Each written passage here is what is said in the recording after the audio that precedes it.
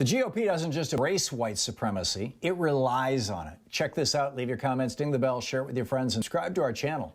Which raises kind of my rant today from HartmannReport.com that the modern Republican Party is, you know, now in retrospect we can say really since '68, but particularly in the last 5 years, as at its core, its principal devotion, its principal as it were, its main principle is white supremacy. Period, full stop. And the thing that is driving them right now is this whole great replacement theory, which was what was behind the Christchurch killing in New Zealand, which was what was behind the El Paso massacre last year or 2 years ago. It was behind Tim McVeigh. It was behind the guy in Norway who shot up the children's camp.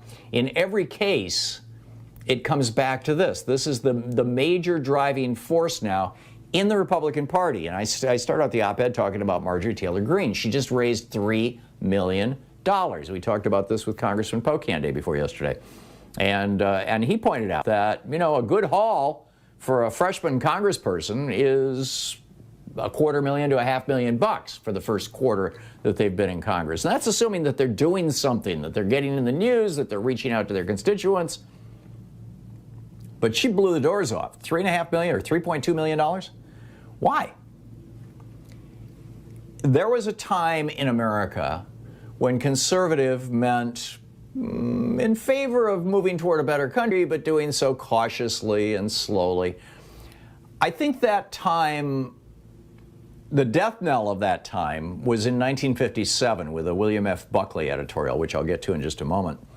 And the actual realization of the end of conservative meaning that was 1968 when Richard Nixon used his Southern strategy and fully embraced, after the Democratic Party in '64 and '65, openly, nakedly rejected white supremacy in the South with the Civil Rights Act and the Voting Rights Act and numerous other pieces of legislation, including Medicare, which was principally opposed by white Southern senators who were concerned that Medicare benefits would go to black people. This has been at the core of all conservative opposition to any kind of a national health care system in the United States since it was first proposed by Teddy Roosevelt in 1902. White supremacy has become the principal brand. And like I said, this, you go back to, you know, if those of you who are old enough, I realize we have, you know, a lot of listeners who are younger and not my age, but just, you know, take it from an old fart like me. From 1966 to 1999, there was this show on PBS every Sunday. It was called Firing Line with William F. Buckley. And this is a big deal. 33 years of television. It had a massive influence on America. And every week Buckley would go on TV and he would talk about, you know, conservative values and conservative this and conservative that. My dad and I used to watch this show together. And I mean, you know, probably until the day it ended. I was long gone, but and out of the state by that point. But I'm guessing he was still watching it. Well, Buckley laid out exactly what he was all about a couple of years before he got that TV show. It was 1957. And he had just recently started National Review, which is still around. It's the premier conservative publication. And he wrote an op-ed in 1957 in the National Review titled, "Why the South Must Prevail."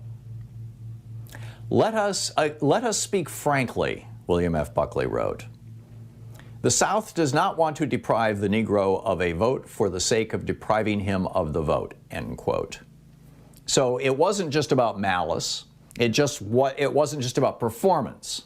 This was about power, about using the power of the state, and once and for all defining this core animating principle of this newly resurgent conservative movement as being white supremacy. Buckley goes on, in some parts of the South, the white community merely intends to prevail. That is all. It means to prevail on any issue in which there is disagreement between Negro and white. The white community will take whatever measures are necessary to make certain that it has its way. And then Buckley, in this editorial, he kind of asks rhetorically, kind of asking himself, if the South is entitled, his word, entitled to prevail, his word, even in black rural areas or in large cities with majority black populations. And he responds, he says, yes. He said, the sobering answer, Buckley wrote, is yes. The white community is so entitled because, for the time being, it is the advanced race. End quote. So if you have any doubts why Marjorie Taylor Greene raised over $3 million, it's because she's flying the white supremacist flag, the Trump flag. The Trump brand is all about white supremacy. I mean, when she rolled out her candidacy back, last year, this is in the state where Louise and I lived for 13 years. I mean, I know Georgia. And she rolled out this series of videos complaining about an Islamic invasion of elected office. Well, that was probably Ilhan Omar and Rashida Tlaib, and was conflating black and Hispanic men with gangs and dealing drugs.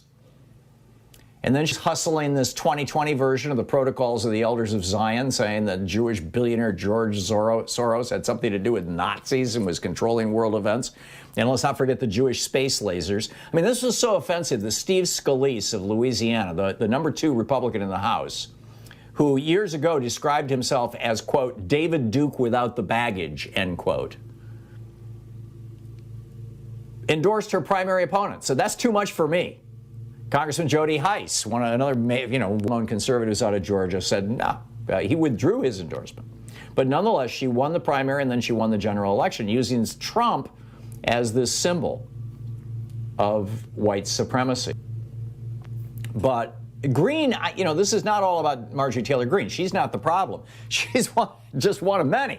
And a symptom of how widespread and how popular this white supremacy and white nationalism ideologies are in today's America.